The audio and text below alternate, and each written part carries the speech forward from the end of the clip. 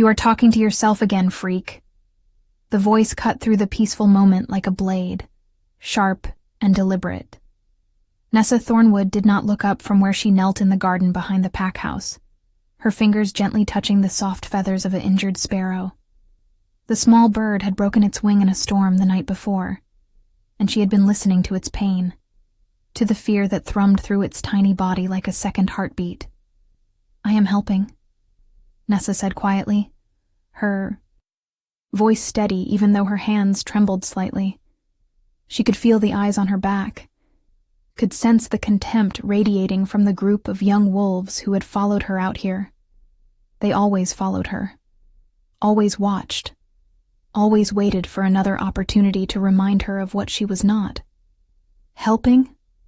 The laugh that followed was cruel and familiar. Cassandra Reed, daughter of the current alpha of Silvermoon Pack, stepped closer until her shadow fell across Nessa and the bird.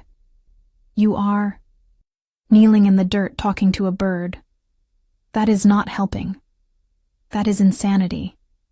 The sparrow chirped softly, and Nessa heard its small voice in her mind as clearly as if it spoke human words. The bad wolf comes. The one who smells of rotting flowers. Make her go away. The bird does not think so, Nessa replied, and immediately regretted it. The other wolves laughed, the sound harsh and mocking. There were 5 of them today. 5 perfect wolves with perfect transformations and perfect connections to their inner beasts. Everything Nessa was not. Of course the bird agrees with you, Cassandra said, crouching down so she could look Nessa in the eyes. Her perfect face was twisted with disgust, her perfect blonde hair catching the morning sun. Because you are absolutely insane. 23 years old and still no wolf. My grandmother transformed at 8, my mother at 7. Even the Omega pups in this pack manage their first shift by 15 at the latest. But you? Nothing. Just a pathetic human pretending to be one of us. Nessa felt the familiar burn of shame in her chest, but she kept her expression neutral. She had learned years ago that showing emotion only made it worse. The sparrow rustled in her hands, and she felt its fear spike. The bird could sense her distress, could feel the predatory energy rolling off the wolves surrounding them. She is right, a fox called from somewhere in the nearby trees. You should leave this place. These wolves do not deserve you. But leaving was not an option. She had nowhere else to go. No other pack would take a wolf without a transformation. No human community would accept someone who heard animals speak. She was trapped here, had been trapped here since birth, subject to the mercy of a pack that had none. Maybe she is not talking to the bird at all, one of the other wolves suggested. A boy named Marcus, who had tormented Nessa since childhood. Maybe she is talking to the wolf she pretends to have. The Kina, imaginary one that only exists in her delusional mind. More laughter. Always more laughter. Nessa carefully set the sparrow down on a soft patch of moss, whispering to it without words, sending feelings of safety and healing through the connection that seemed to exist between her and all living creatures. The bird understood. It nestled into the moss, its fear subsiding as warmth spread through the bond. Go now, little sister, Nessa thought. Rest and heal. I will check on you later. She stood, slowly, brushing dirt from her worn jeans. She was small compared to the others, barely 5'4", with wild dark hair that never seemed to stay in the braid she tried to tame it into. Her clothes were old, hand-me-downs from the pack donations, because she had no family to provide for her. Her parents had died in a rogue attack when she was 3, and the pack had raised her out of obligation, not love. She was a burden, a charity case, a wolfless embarrassment that reflected poorly on the entire Silvermoon Pack. Are you done playing with your little friend? Cassandra asked, standing as well. She was nearly 6 inches taller than Nessa, all long legs and aristocratic grace. Everything an alpha's daughter should be. I need to prepare for the gathering. Nessa said quietly, trying to move past the group. But Marcus stepped into her path, blocking her. "Oh, that is right," he said, his grin widening. "The gathering of alphas starts today. Every important wolf from every important pack in the continent will be here, and you get to serve them drinks like the glorified human servant you are." Nessa's jaw tightened. The gathering happened once every 100 years. A sacred meeting of all alpha bloodlines to discuss territory, alliances, and the future of their kind. It was the most important event in the werewolf world, and Silvermoon Pack had been chosen to host it this century. For weeks, the pack had been preparing, transforming the grounds into a showcase of wealth and power. And Nessa, as the lowest member of the pack hierarchy, had been assigned to the serving staff. "At least I am useful," Nessa said, and tried again to move past Marcus. This time he grabbed her arm, his grip just tight enough to hurt without leaving a mark. He had practiced that grip over the years, knew exactly how much pressure to apply. "Useful?" Cassandra laughed again, that tinkling sound that reminded Nessa of breaking glass. "You are about as useful as a wolf without teeth. Actually, that would be more useful than you, because at least a wolf without teeth would still have a wolf." Something inside Nessa cracked then, just a little. She had endured years of this, had learned to keep her head down and her mouth shut, had accepted her place at the bottom of the hierarchy. But there was only so much a person could take before the walls they built around their heart started to crumble. "Let me go," Nessa said, her voice low. "Or what?" Marcus challenged, his eyes flashing with the gold that indicated his wolf was close to the surface. "You will sick your imaginary wolf on me? You will ask the birds to peck me to death? Please, Nessa. We both know you are powerless." She felt it then, a stirring deep inside her chest. Not her wolf, because she had long ago accepted that her wolf either did not exist or was so deeply buried that it might as well be dead. No. This was something else, something that had always been there, but that she had never fully understood.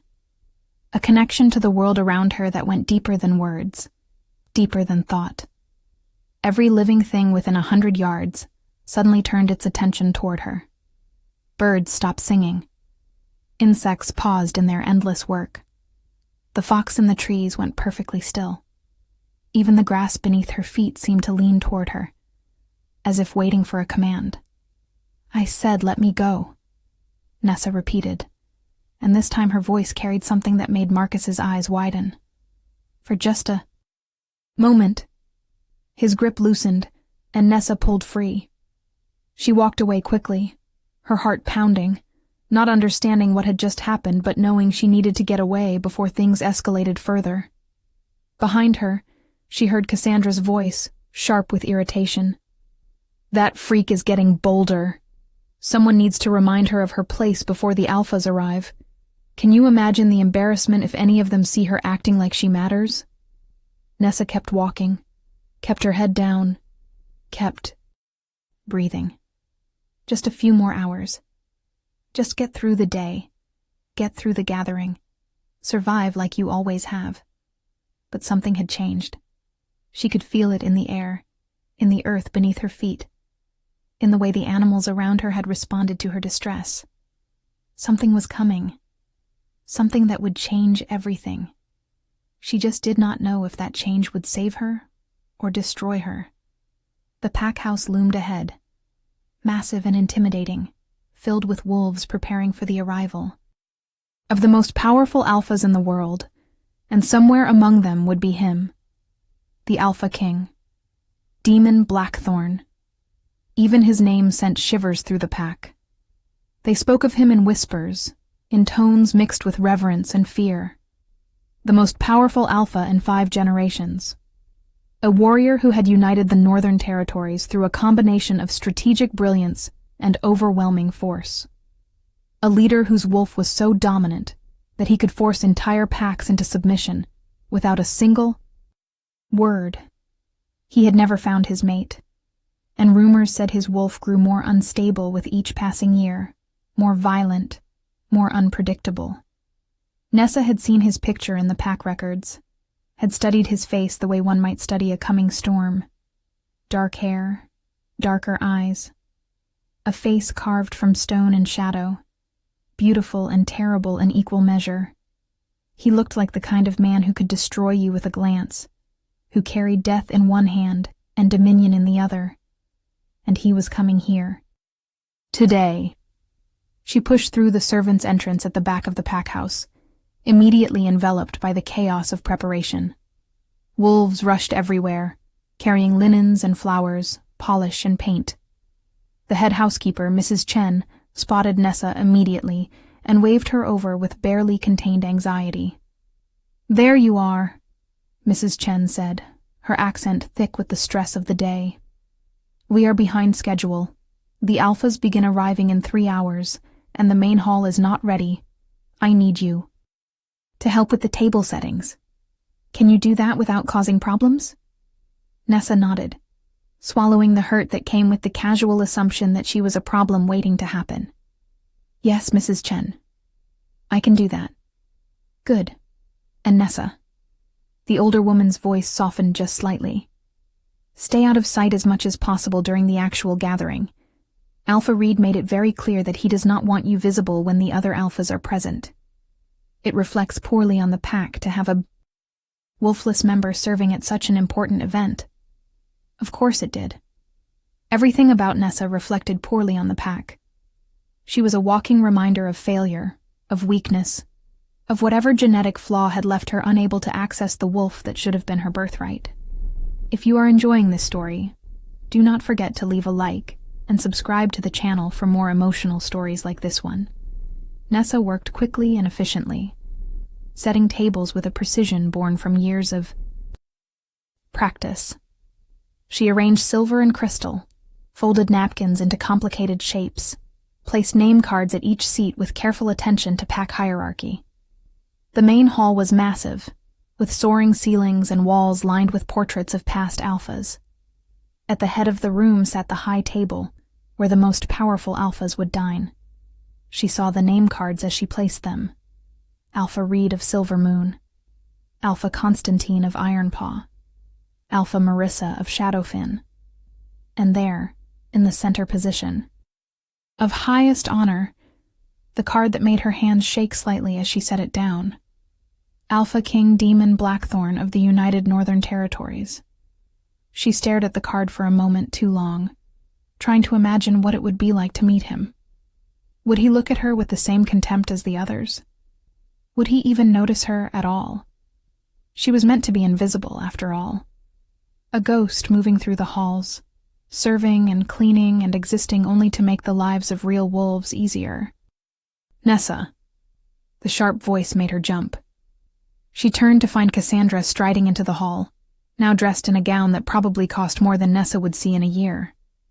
The Alpha's daughter looked like royalty, every inch of her designed to attract the attention of powerful males. "Did you touch my place setting?" Cassandra demanded, moving to examine the table where her card sat, several seats down from the high table, but still in a position of prominence. "I set all the tables," Nessa confirmed, keeping her voice neutral. "Mrs. Chen assigned me to do so." "Well, you did it wrong." Cassandra picked up a fork and examined it as if searching for flaws. "This silver is not polished enough. I can see a spot right here. Do it again." Nessa looked at the fork. It was perfectly polished, gleaming under the lights of the hall. There was no spot. But contradicting Cassandra was pointless. "Yes, Cassandra," Nessa said quietly, reaching for the fork. But Cassandra did not hand it over. Instead, she held it up higher, just out of Nessa's reach, forcing her to stand on her toes and stretch for it. The other young wolves who had followed Cassandra into the hall laughed at the spectacle. Nessa felt heat creep up her neck, felt the familiar burn of humiliation. But she kept her expression blank. Do not react. Do not give them the satisfaction. Just survive. Finally, Cassandra dropped the fork. It clattered to the floor, bouncing under the table. Oops, Cassandra said, her smile sharp as knives. Better get that. Would not want the Alpha King to see dirty silverware on the floor. Nessa knelt and crawled under the table, her fingers closing around the fork. She could hear them above her, their laughter floating down like poison rain. This was her life. This had always been her life. And unless something changed, it always would be. She emerged from under the table, fork in hand, and nearly collided with Mrs. Chen, who looked more frazzled than ever. They are here. Mrs. Chen hissed. The first Alphas are arriving. Everyone to your positions, now. The hall erupted into controlled chaos as servants rushed to finish final preparations. Cassandra and her friends disappeared to join their families in the greeting party. Nessa was herded with the other servants to the side of the hall, where they were meant to stand invisible and ready to serve at a moment's notice. She found her position near the back, grateful for the shadows. From here, she could see without. Being seen, could observe without drawing attention. The massive doors at the far end of the hall opened, and the Alphas began to enter. They came in order of power and prestige, each one announced by a herald. They were magnificent, these rulers of the werewolf world, tall and powerful, moving with the predatory grace that came from a lifetime of dominance. Their eyes glowed with the gold of their wolves, marking them as the elite, the strongest, the chosen leaders of their kind. Alpha. Constantine entered with his mate, a woman nearly as intimidating as he was. Alpha Marissa came alone, her reputation as a warrior queen preceding her like a banner. Others followed, each one adding to the display of power and prestige. And then the herald's voice rang out, one final time, and the entire hall fell silent. Presenting His Majesty, Alpha King Demon Blackthorn, ruler of the United Northern Territories, uniter of the broken packs, keeper of the ancient laws. The temperature in the room seemed to drop. Nessa felt it like a physical force, a pressure that made it hard to breathe. Every wolf in the hall instinctively bowed their heads, submitting to a power greater than their own. Even the Alphas, proud and powerful as they were, lowered their eyes in respect. Nessa bowed her head as well, but she could not stop herself from looking up, from catching a glimpse of the man who commanded such absolute obedience. He was taller than she had expected. The pictures had not captured. The sheer presence of him, the way he seemed to fill the space around him with something that was not quite visible, but absolutely undeniable. He wore black, simple, and unadorned, which somehow made him more intimidating than if he had been covered in jewels and finery. His face was exactly as she had seen in the pictures, hard and beautiful, with eyes so dark they seemed to absorb light rather than reflect it. But it was what walked beside him that made Nessa's breath catch in her throat. His wolf. She had heard the stories, but nothing could have prepared her for the reality. The wolf was massive, easily the size of a small horse, with fur so black it seemed to shimmer with blue undertones. Its eyes were the color of molten amber, and they radiated an intelligence that was almost frightening. Wolves did not usually maintain their transformation, except during pack runs or battles. To see an Alpha's wolf walking beside its human form was unprecedented, a display of power that bordered on the supernatural. Demon Blackthorn moved through the hall like a king surveying his domain, his expression revealing nothing. His wolf moved with him, step for step, perfectly synchronized. They were terrifying. They were magnificent. They were everything Nessa would never be. Alpha Reed rushed forward, his own head bowed, his voice full of deference. Your Majesty, welcome to Silvermoon Pack. We are honored beyond measure to host the gathering. Please, allow me to show you to your quarters, so you can rest before the evening meal. But Demon did not respond. His wolf had stopped walking. The massive creature stood absolutely still in the center of the hall, its head raised, its nostrils flaring. Every wolf in the room tensed, sensing something wrong. Demon frowned, his hand moving to rest on his wolf's head. "Shade," he said quietly, his voice deep and carrying easily through the silent hall. "What is it?" The wolf did not respond to its human. Instead, it began to move again. But not toward the quarters that had been prepared. It moved toward the side of the hall, toward the servants, toward Nessa. She felt her heart stop, felt the world narrow to the sight of that massive wolf walking directly toward her with purpose and intent. Every instinct she had, human and otherwise, screamed at her to run. But she was frozen, pinned in place by eyes that saw too much, knew too much. The other servants scattered, pressing themselves against the walls, leaving Nessa standing, alone as the Alpha King's wolf approached. She heard Demon's voice, sharp with command. "Shade. Heal. Now." But the wolf did not obey. For the first time in the memory of anyone present, the Alpha King's wolf ignored a direct command.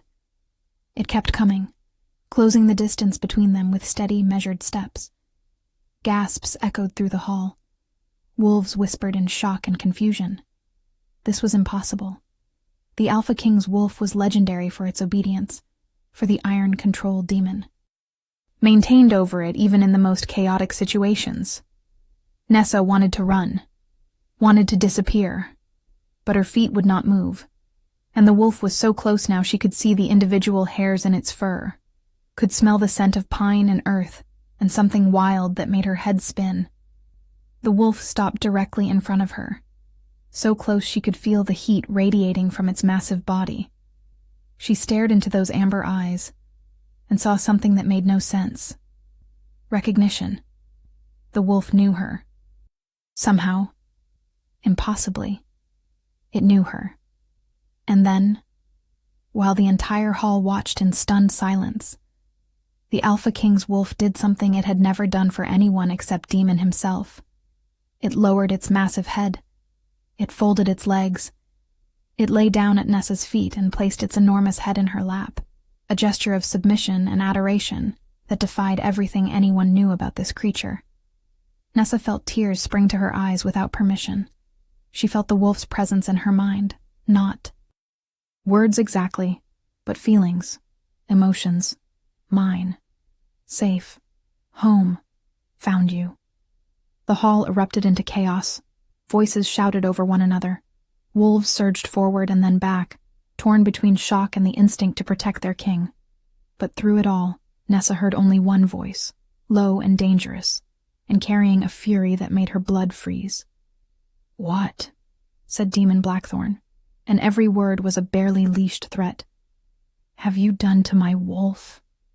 Nessa looked up from the wolf in her lap, looked past the wall of fur and heat, and met the eyes of the Alpha King. They were blazing with gold, his wolf rising to the surface in response to whatever was happening. He looked like he wanted to rip her apart with his bare hands. He looked like she had stolen something precious. He looked like she had just become the most dangerous person in his world. And Nessa, who had spent her entire life invisible, suddenly found herself at the center of attention from the one man in the world she should have remained hidden from.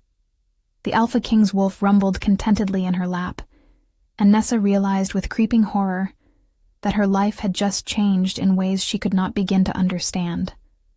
The question was whether she would survive those changes long enough to discover what they meant. The silence that followed was somehow worse than the chaos. Every eye in the grand hall fixed on Nessa, where she knelt with the Alpha King's wolf, sprawled across her lap like an overgrown puppy seeking affection. The weight of the creature was immense. Its head alone probably weighed more than her entire body, and yet it radiated such contentment that Nessa could feel it thrumming through the bond that had somehow formed between them. She had not created this bond, had not asked for it, but it was there, undeniable and growing stronger with each passing second. Demon Blackthorn moved toward her with deadly grace, his face a mask of controlled fury that did nothing to hide the rage burning in his eyes. Every wolf in his path scattered, pressing themselves against walls, submitting with everything they had. No one wanted to be between the Alpha King and whatever threat he perceived. And Nessa, apparently, was that threat. "I asked you a question," Demon said, his voice dropping to a register that made the windows rattle. "What have you done to my wolf?" Nessa opened her mouth, but no sound came out. Her hands had somehow found their way to the wolf's fur, fingers tangling in the impossibly soft black coat without her conscious decision to touch it. The wolf, Shade, pressed closer to her, a low rumble of pleasure vibrating through its massive chest. Nessa tried again, forcing words past her terror. "I did nothing. I swear. I did not do anything. I do not know why your wolf—" "Lies." The word cracked like a whip. Demon was close enough now that she could see the gold bleeding into his eyes, could see the tension in every line of his body as he fought to maintain control. "Shade has never done this, never ignored my command, never approached anyone without my explicit permission. And yet he comes to you like a tamed dog seeking treats. So I ask again, and I will not ask a third time. What did you do?" Alpha Reed pushed through the crowd, his face pale with fear and anger. "Your Majesty, I deeply apologize for this disruption. This girl she is an aberration in our pack, wolfless, defective. She must have used some kind of magic or trickery to manipulate your companion. I assure you, she will be severely punished for this insult to your person." Magic? Trickery? Nessa wanted to laugh at the absurdity, but the sound died in her throat as Demon's eyes snapped to Alpha Reed with such intensity that the other man physically stumbled backward. "You will be silent," Demon commanded. And it was not a request. The Alpha of Silvermoon Pack, a man who ruled over hundreds of wolves, a man who had never bowed to anyone except the king himself, snapped his mouth shut like a chastened child.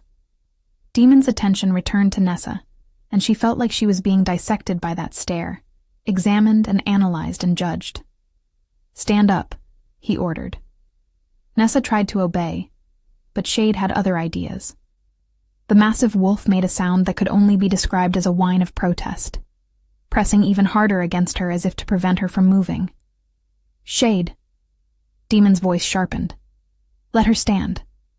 For a moment, the wolf did not move. Then, slowly and with obvious reluctance, Shade lifted its head from Nessa's lap and shifted backward just enough to allow her room to stand. But the wolf did not leave her side, did not return to its human. Instead, it positioned itself between Nessa and Demon, as if protecting her from him. The hall erupted into fresh whispers. This was beyond unprecedented. This was impossible. A wolf protecting someone from its own human was a violation of everything they understood about the bond between human and wolf. Nessa stood on shaking legs, her hands falling to her sides. She was covered in black fur, her worn clothes making her look even more out of place among the finely dressed pack members. She felt Demon's gaze travel over her, cataloging every detail, every flaw, every sign of her low status. "What is your name?" he asked, his tone still dangerous, but with an edge of something else now. Curiosity, perhaps, or calculation. "Nessa," she whispered. "Nessa Thornwood. And you are wolfless." It was not a question. He could sense it, or perhaps he simply believed what Alpha Reed had said. Either way, there was no point in denying it. "Yes, Your Majesty." "Interesting." Demon tilted his head slightly, studying her the way a predator might study unusual prey. "Tell me, Nessa Thornwood, do you have any explanation for why my wolf, who has never submitted to anyone except me, who has been trained since birth to obey only my commands, who represents half my soul, has decided you are more important than following my direct orders?" The question was a trap. Any answer she gave would be wrong. If she said yes, she admitted to manipulating his wolf somehow. If she said no, she looked like she was lying or hiding something. Either way, she was condemned, The fox's voice came to her then, speaking in her mind with the clarity that only she could hear. Tell him the truth, little sister. The dangerous ones sometimes respect honesty more than cleverness. Nessa took a breath and met the alpha. King's eyes, knowing it was foolish, knowing she should look down in submission, but unable to do anything else in this moment. I speak to animals, she said simply. I always have. Birds, foxes, deer, horses. They speak to me and I speak to them. Not with words exactly, but with feelings and images and understanding. I thought I was broken because I have no wolf. But maybe I am just different.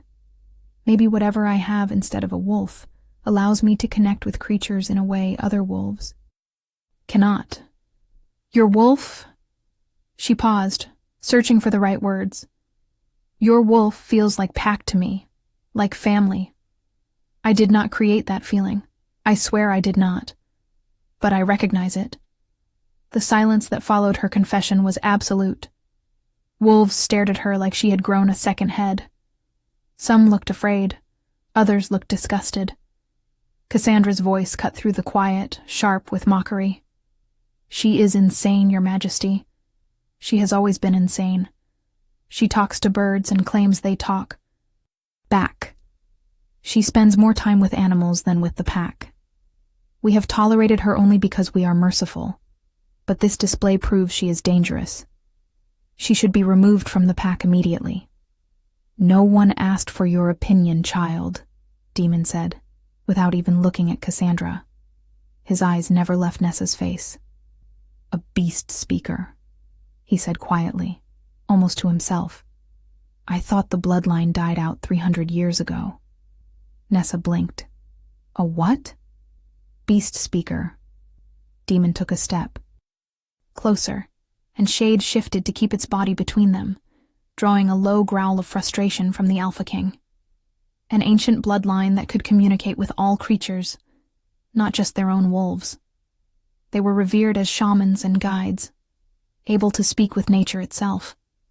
They were also incredibly rare, appearing perhaps once every few generations.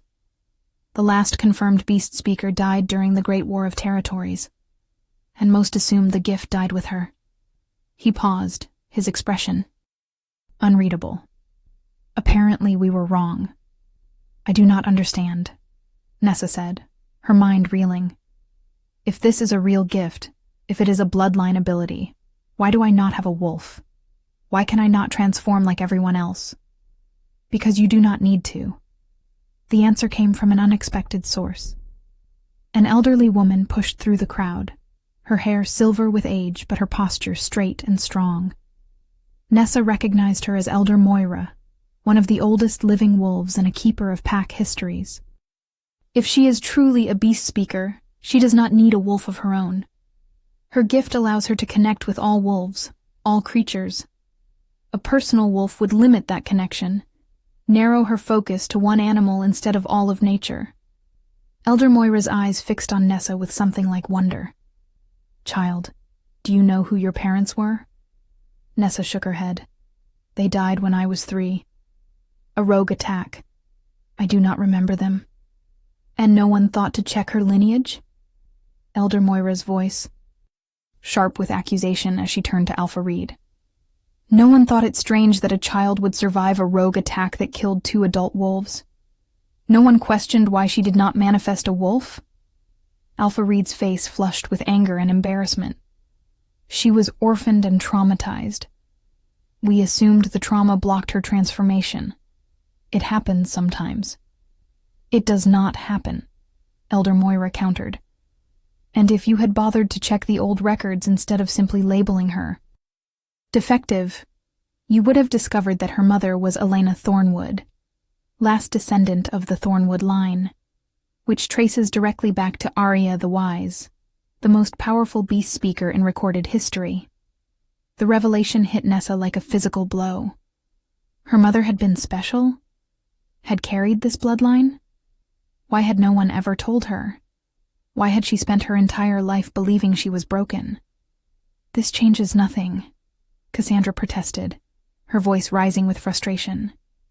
Even if she has some ancient bloodline, that does not explain why the Alpha King's wolf is acting like she owns it. That does not give her the right to manipulate His Majesty's companion. I did not manipulate anything, Nessa said, finding her voice again.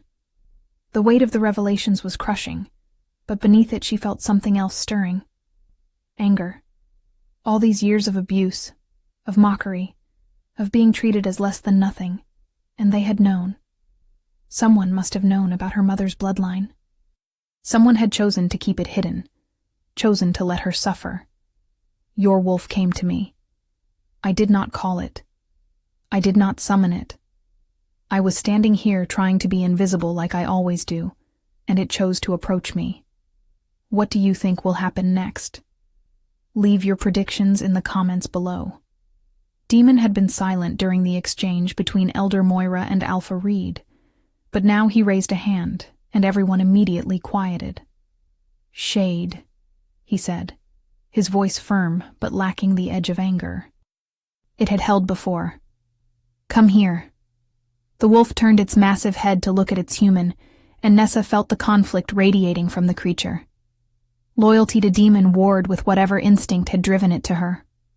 The bond between human and wolf was supposed to be absolute, unbreakable.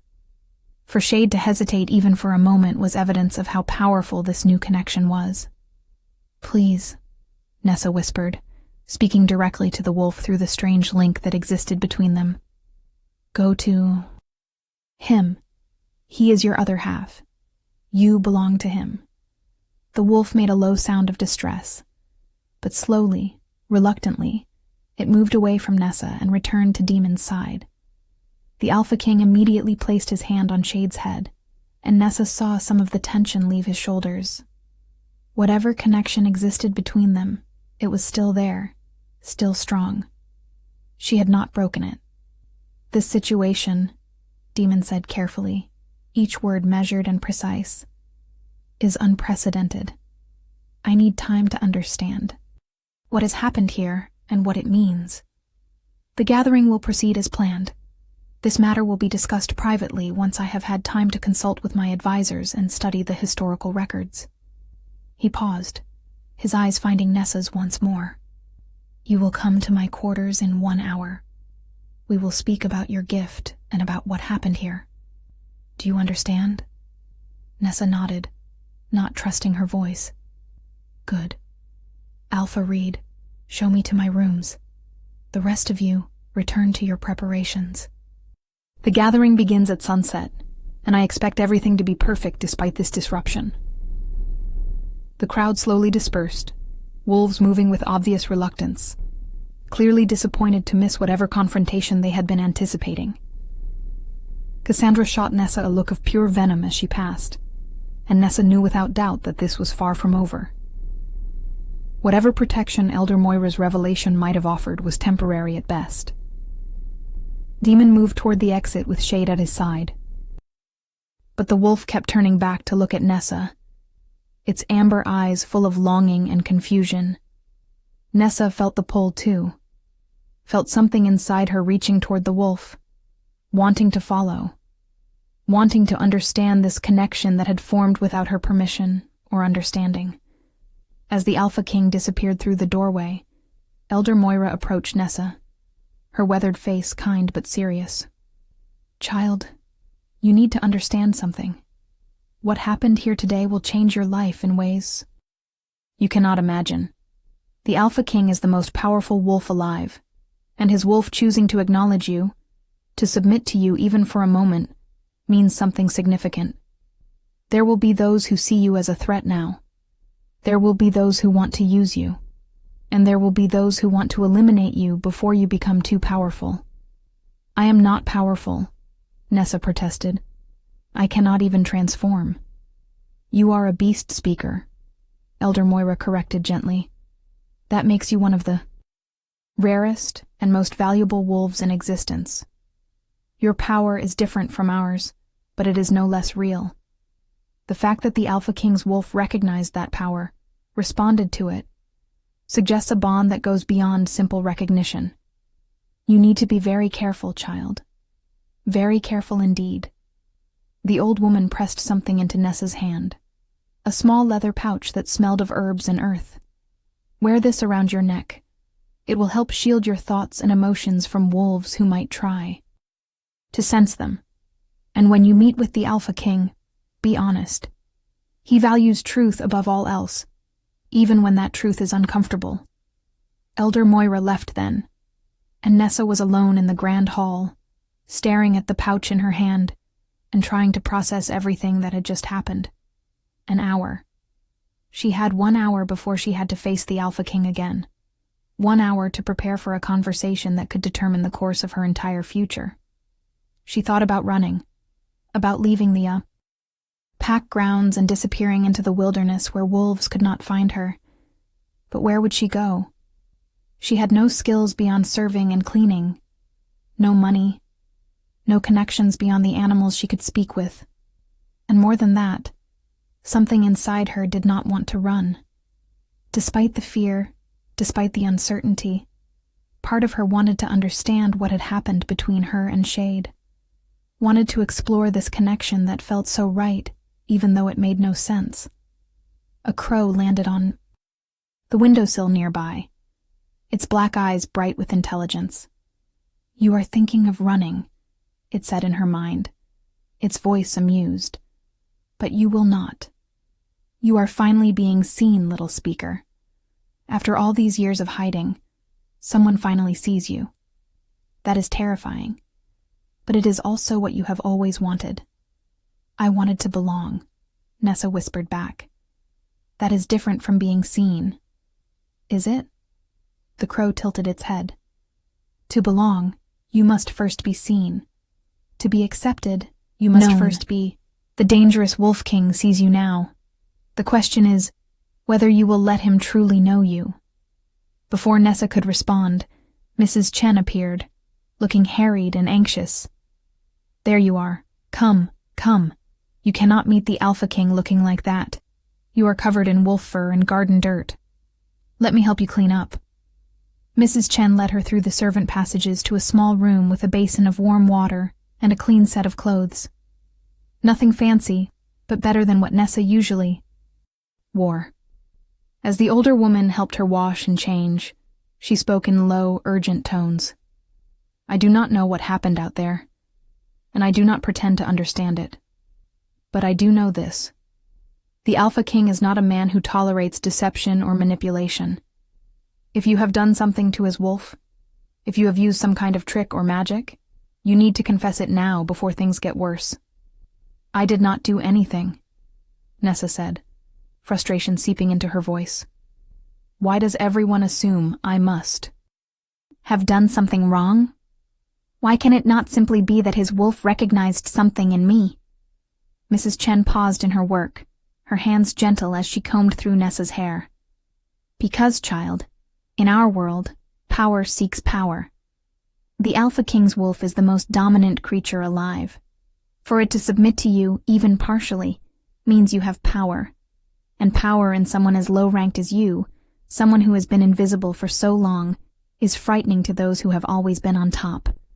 She finished with Nessa's hair, pulling it back into a neat braid. "There, you look presentable. Remember, be respectful. Answer his questions honestly. And whatever you do not look him directly in the eyes unless he gives you permission. He may be curious about you now, but he is still the Alpha King. One wrong move in curiosity can turn to anger very quickly." Nessa nodded, though part of her rebelled at the idea of submitting to anyone anymore. She had spent her whole life making herself small, invisible, unthreatening. And where had it gotten her? Mocked and abused and treated as less than nothing. Maybe it was time to stop apologizing for existing. Mrs. Chen escorted her through the pack house to the wing that had been prepared for the Alpha King. Guards stood at attention outside the massive doors, their eyes tracking Nessa with suspicion and hostility. One of them, a large male with scars crossing his face, looked at Mrs. Chen. "This is the wolfless girl?" "This is Nessa." "Thornwood," Mrs. Chen confirmed. The Alpha King requested her presence. The guard's lip curled with disdain. The king is inside with his beta. You will wait here until he is ready for you." They were made to stand in the hallway for what felt like an eternity, but was probably only 10 minutes. Nessa could hear voices from inside the room, too muffled to make out words but carrying the tone of serious discussion. Finally, the door opened, and a man emerged. He was nearly as tall as Demon, but leaner, with brown hair and sharp green eyes that assessed Nessa in a single glance. "I am Beta Marcus Ironwood," he said, his voice neutral. "The Alpha King will see you now. I will be present during this meeting as witness and counsel. Do you understand?" "Yes, Beta Ironwood," Nessa replied, pleased that her voice remained steady. He stood aside to let her enter, and Nessa stepped into the room beyond. It was a suite fit for royalty, with expensive furniture and tapestries depicting great battles from werewolf history. But Nessa barely noticed the decor, because her attention was immediately captured by the man standing near the window. Demon had removed his formal jacket and stood in only a black shirt that somehow made him look more dangerous rather than less. Shade lay on a rug near the fireplace, the wolf's amber eyes tracking Nessa's every movement. The moment she entered, Shade's head came up and its tail began to wag, a gesture so incongruous in such a fearsome creature that it might have been funny under different circumstances. "Sit," Demon commanded, gesturing to a chair positioned in the center of the room. It was positioned so that she would be facing both him and Beta Marcus, so that light from the window would illuminate her while they remained partially shadowed. An interrogation setup. Nessa sat, keeping her spine straight and her hands folded in her lap. She had decided during the walk here that she would not apologize anymore, would not act ashamed of something she had not done. "Elder Moira has provided me with the historical records regarding beast speakers," Demon began, pacing slowly in front of the window. "The accounts are fragmentary and often contradictory, but certain facts are consistent. Beast speakers could communicate with all creatures, not just wolves. They served as mediators between packs and nature, ensuring balance and understanding. They were also highly sought after as mates by powerful alphas because their ability to communicate with wolves made them invaluable in managing large packs and territories." He stopped pacing and turned to face her directly. "What is also consistent in these accounts is that beast speakers had an almost supernatural ability to calm and influence wolves, not through dominance or force, but through understanding and connection. A powerful beast speaker could theoretically influence even an alpha's wolf, if the connection was strong enough." "Are you suggesting I am influencing your wolf?" Nessa asked, meeting his eyes despite Mrs. Chen's warning. "I am stating facts," Demon replied. "What I am asking is whether you are aware of any ability you might have to influence or control wolves beyond simple communication." "No," Nessa said firmly. "I can speak with animals. I can understand their feelings and thoughts. But I have never controlled them. I have never made them do anything against their will. I would not even know how to begin attempting such a thing." Beta Marcus stepped forward, his expression skeptical. "Your Majesty, with respect, we only have her word on this. She could be lying to protect herself. We should test her, verify her claims before we decide how to proceed." "Test me how?" Nessa asked, turning to look at the beta.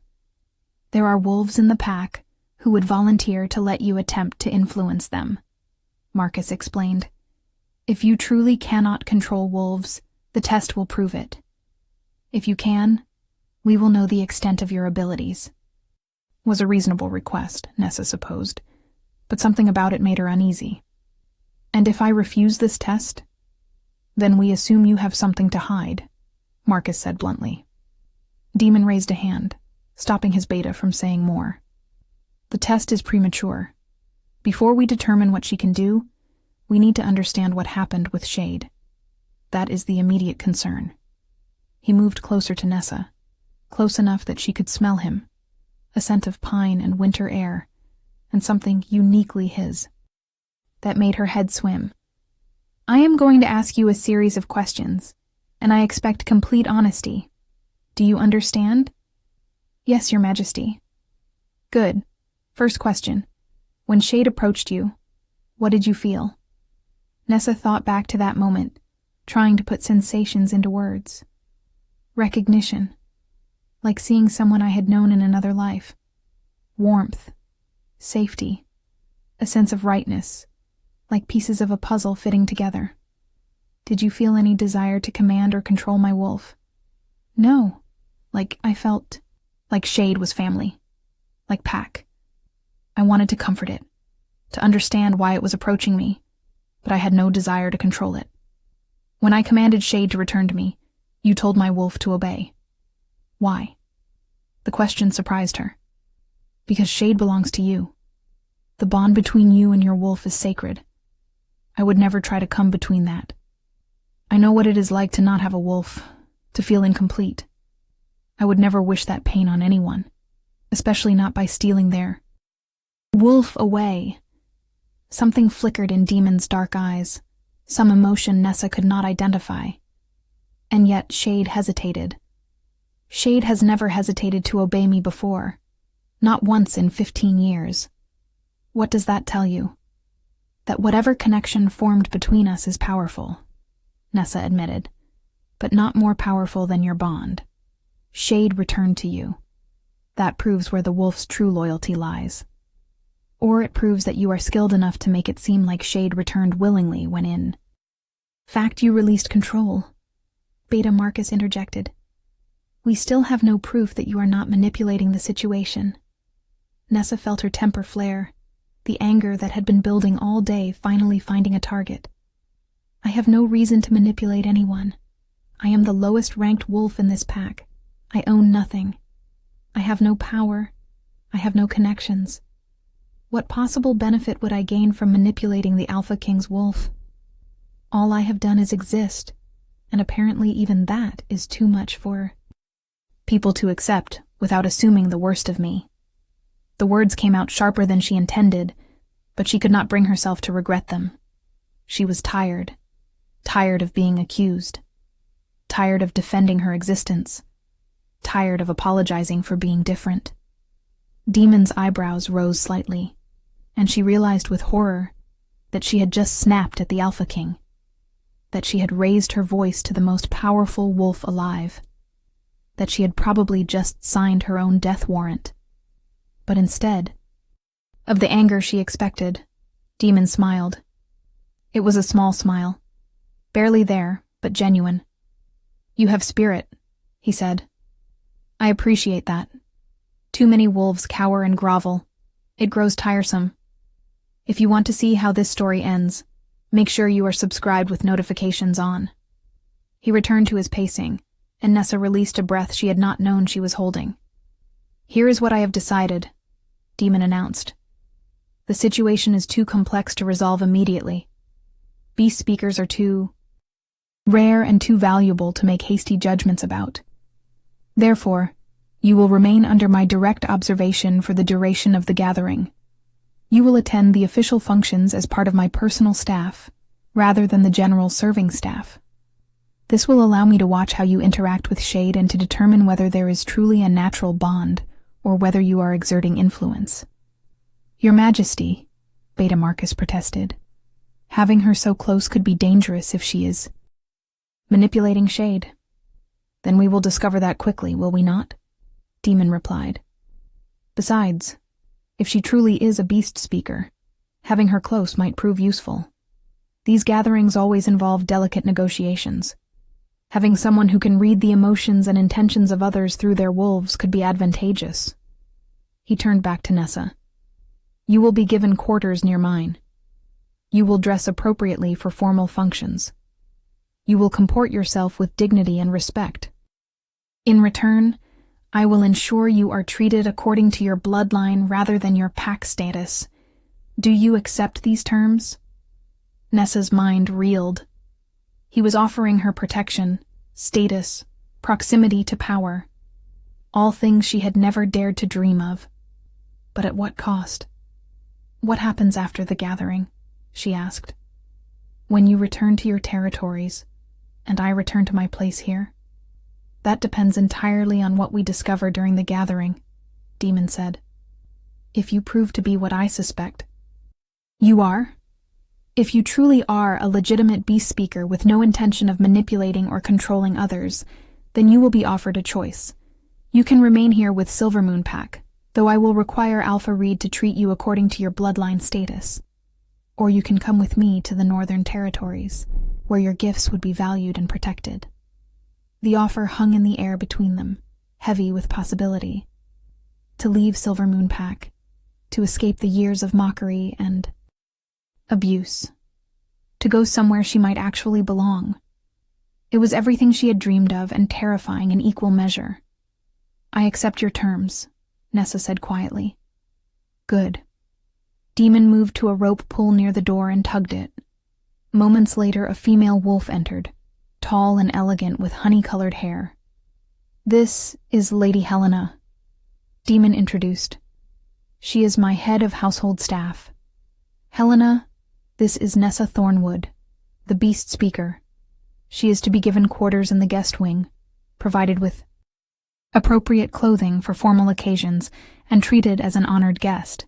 Anyone who disrespects her answers to me directly. Is that clear? Lady Helena's eyes widened slightly, but she controlled her surprise quickly. Perfectly clear, Your Majesty. Miss Thornwood, if you will follow me, I will show you to your quarters and see to your needs. Nessa stood, her legs unsteady beneath her. As she moved toward the door, Shade suddenly rose from the rug and padded over to her, pressing its massive head against her side in a gesture of affection. She could not stop herself from running her fingers through the wolf's fur one more time, marveling at the connection she felt. Shade. Demon's voice was firm, and reluctantly the wolf returned to its human side. But the amber eyes never left Nessa, and she felt the pull of that connection, even as she walked out of the room. As Lady Helena led her through the corridors, chatting pleasantly about the evening's schedule, Nessa's mind spun with everything that had happened. In the span of a few hours, her entire world had turned upside down. She had gone from invisible servant to recognized bloodline, from mockery to protection, from worthless to valuable. But she was not naive enough to believe this was the end of her troubles. Cassandra would see her elevation as a threat and an insult. Alpha Reed would resent having to treat her with respect. And somewhere in the pack were others who would see her new status as an opportunity to use or manipulate her for their own ends. The quarters Lady Helena showed her to were beyond anything Nessa had ever experienced. A large bedroom with an actual bed instead of the cot she was used to. A private bathroom with hot water. A closet being filled with gowns and formal wear in her size, though how they had gotten her measurements so quickly she had no idea. The first function is in 3 hours, Lady Helena explained. The welcome feast, where all the alphas will be formally introduced, and treaties will be discussed. You will sit at the high table, 2 seats to the left of His Majesty. I will return in 2 hours to help you dress and prepare. After Lady Helena left, Nessa sank onto the bed and buried her face in her hands. 2 seats from the Alpha King, at the high table, where everyone could see her, where Cassandra and her cronies would watch with hatred, where powerful alphas would wonder who she was and what she had done to earn such a position. A soft tapping at the window made her look up. A raven sat on the sill, its black eyes bright with intelligence. "May I enter, speaker?" it asked in her mind. "The forest creatures wish to know if you are well. They felt your distress earlier." "I am well," Nessa assured it, moving to open the window. "Or I will be. Everything has changed very suddenly."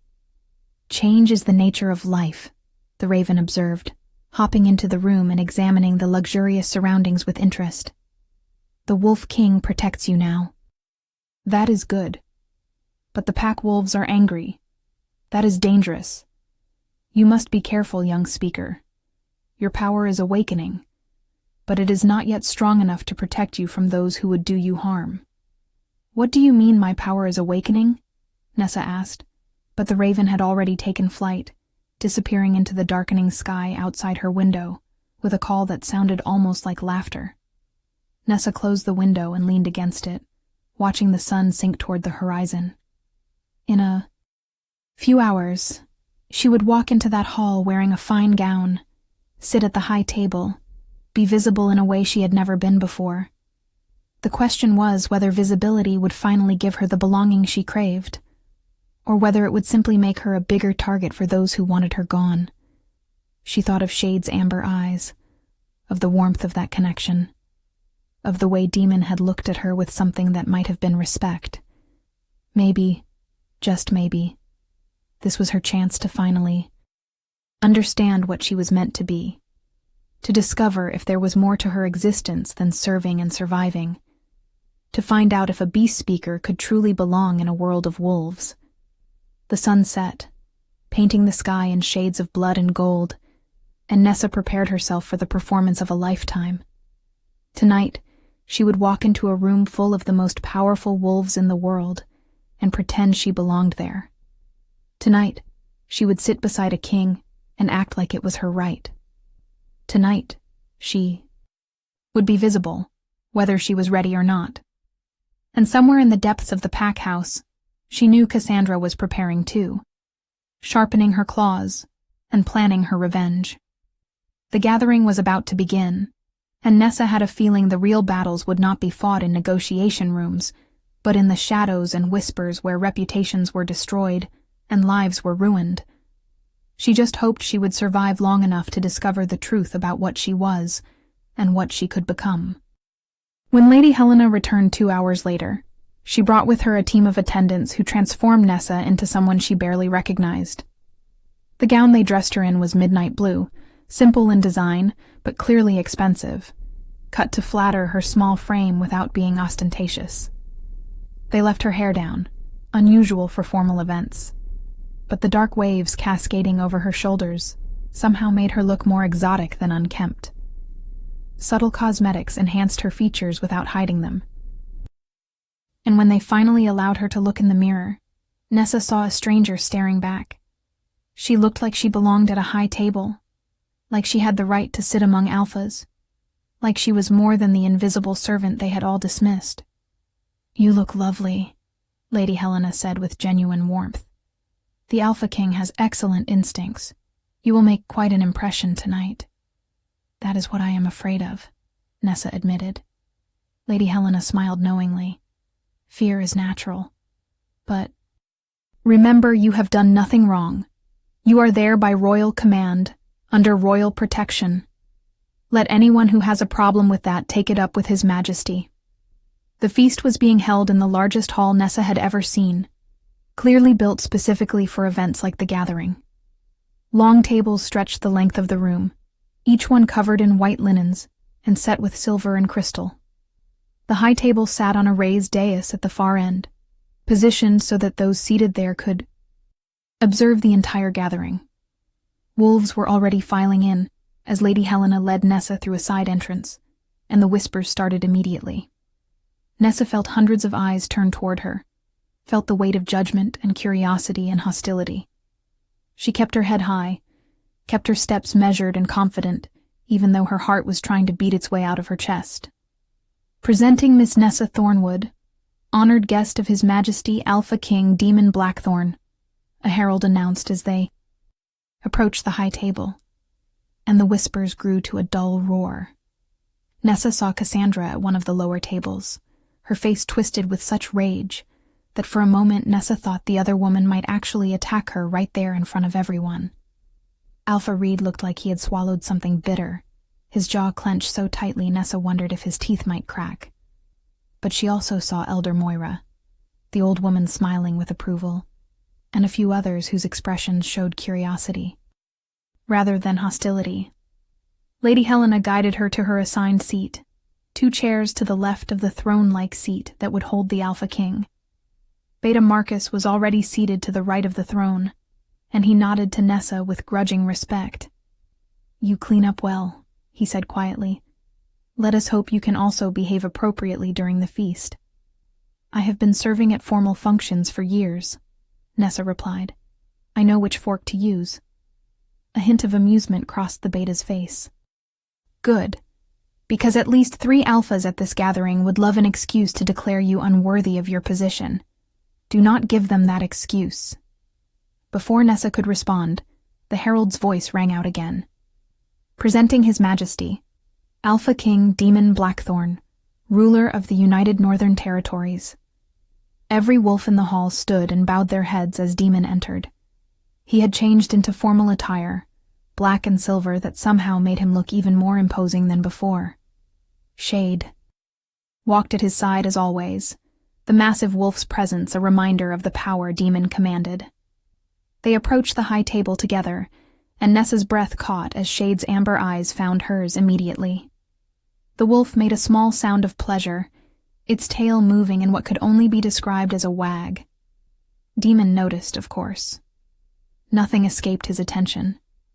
He glanced at Nessa, something unreadable in his expression, before taking his seat. The moment he sat, everyone else was permitted to sit as well, and the hall filled with the sound of chairs scraping and fabric rustling. Honored alphas, Demon began, his voice carrying easily through the hall.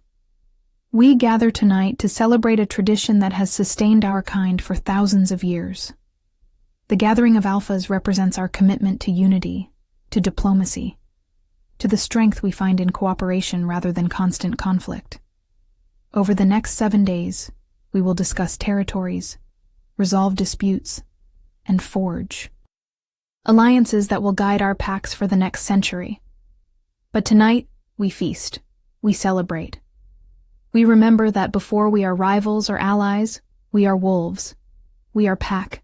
We are family. It was a good speech, striking the right balance between formality and warmth. Wolves throughout the hall raised their glasses in toast, and servants began bringing out the first course of what would be an elaborate meal. As the feast progressed, Nessa found herself hyper-aware of every movement, every word. She ate carefully, spoke only when spoken to, and tried to ignore the stares that continued to come her way.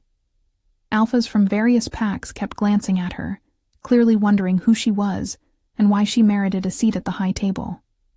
You are doing well, Demon said quietly during a lull in conversation. Relax. You look like you expect someone to attack you at any moment. That is because I do expect someone to attack me, Nessa replied honestly. Perhaps not physically, but with words, with accusations, with attempts to undermine my position here. Let them try, Demon said, and there was something dark and dangerous in his tone. Anyone who challenges you challenges me. I do not take such challenges lightly. As if summoned by those words, Alpha Reed rose from his seat at a lower table and approached the high table, bowing deeply. Your Majesty, might I have a word? Speak, Demon commanded. Alpha Reed's eyes flickered to Nessa with barely concealed resentment before returning. To Demon.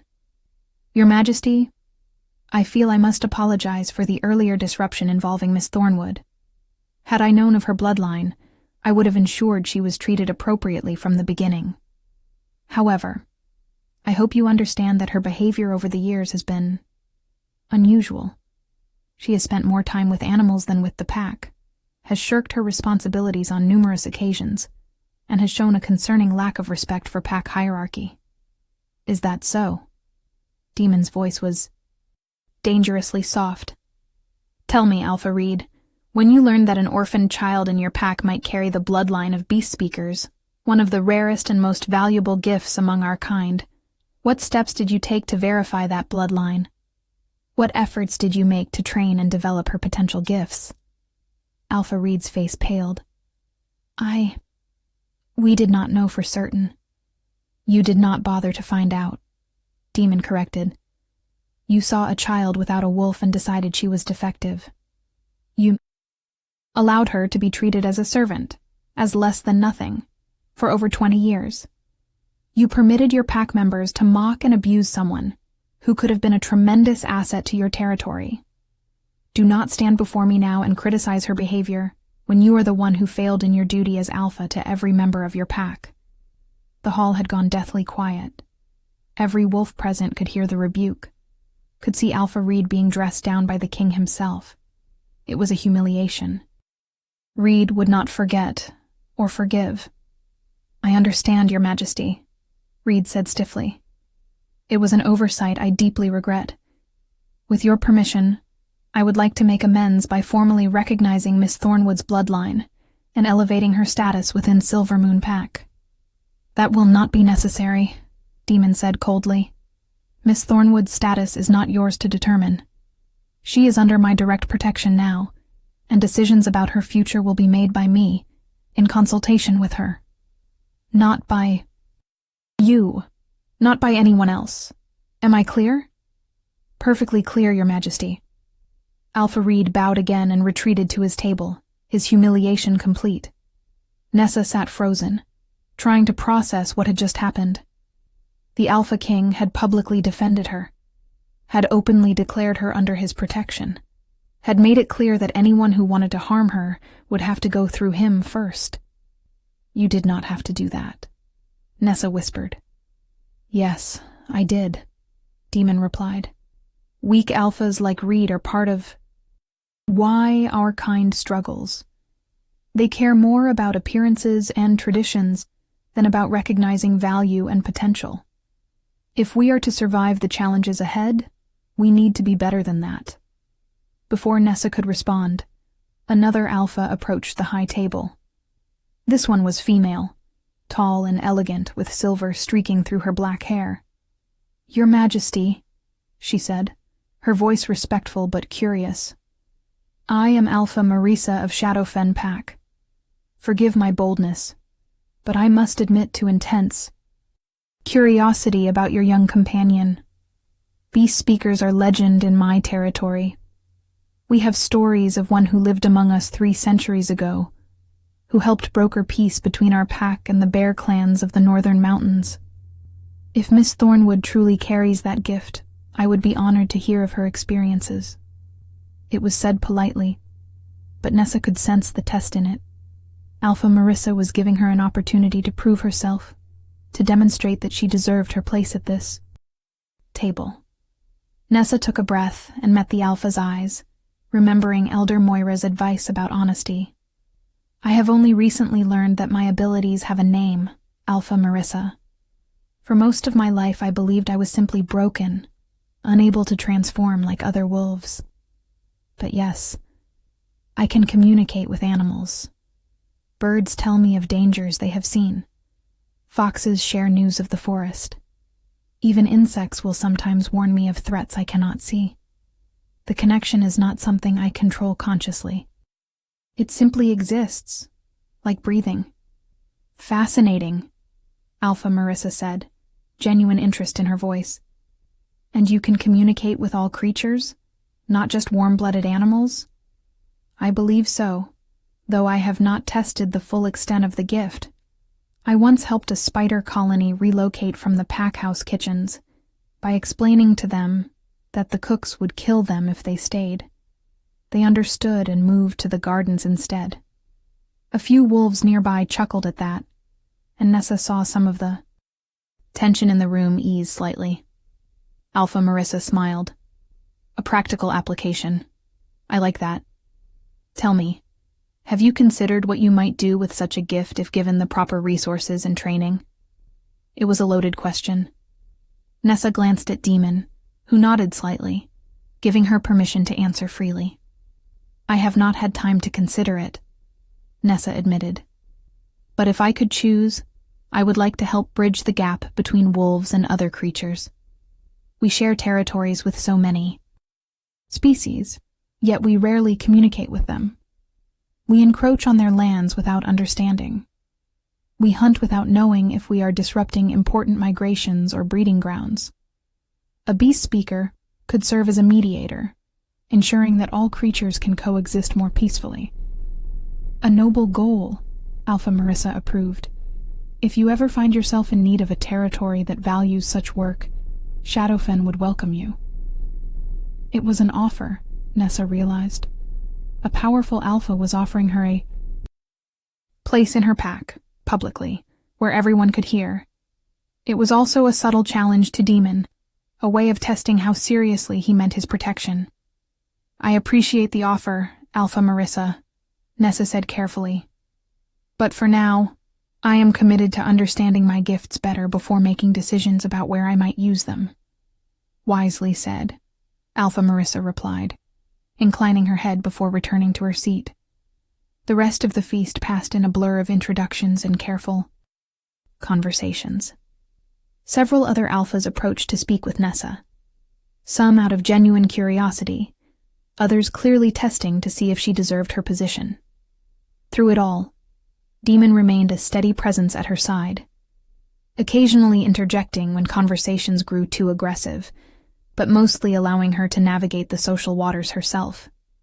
Shade remained close as well, the massive wolf lying at Demon's feet, but with its head turned toward Nessa, as if keeping watch over her.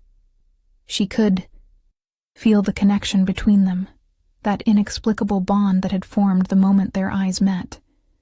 It was not romantic or possessive, not like the mate bonds she had read about in old stories. This was something purer, simpler, a recognition of kinship, of understanding, as if Shade could sense something in her that even she did not fully understand yet. Finally, as the feast wound down and wolves began to disperse to various reception rooms for more informal socializing, Demon stood and offered Nessa his hand. "Walk with me," he said. It was not a request. Nessa took his hand, feeling calluses and strength, and allowed him to lead her out of the hall through a side exit.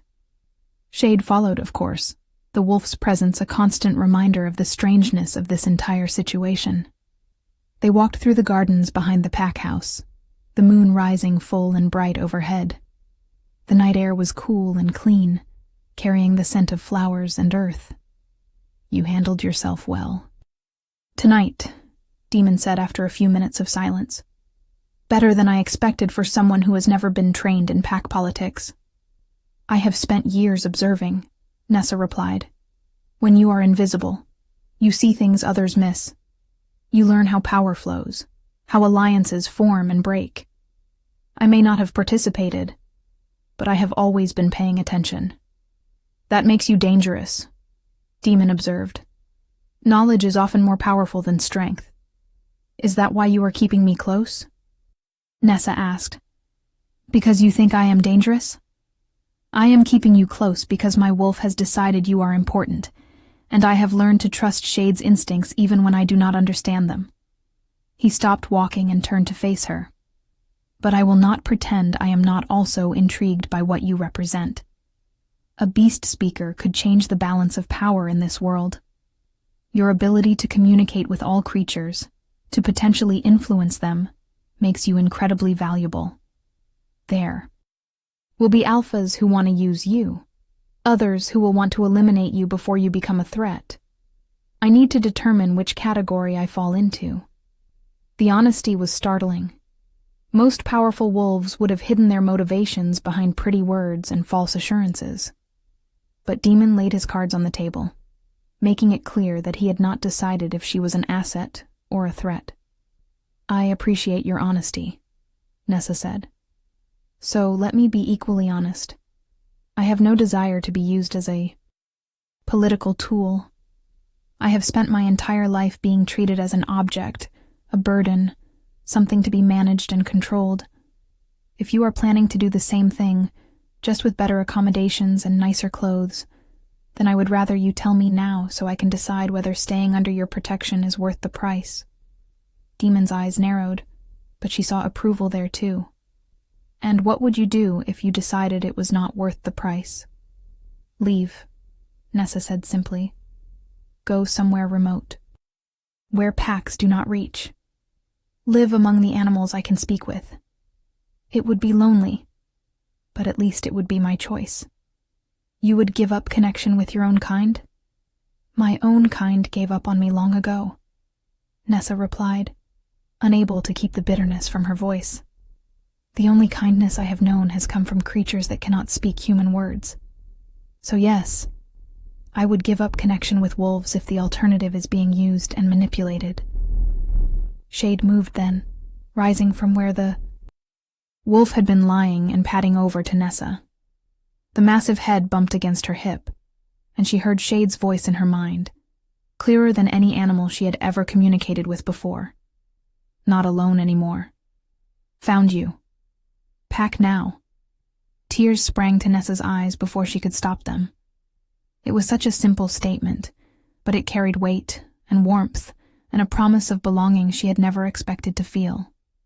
Shade thinks you are Pack, Demon said quietly, and she realized he could sense some of what was passing between her and his wolf. That is not a designation my wolf gives lightly.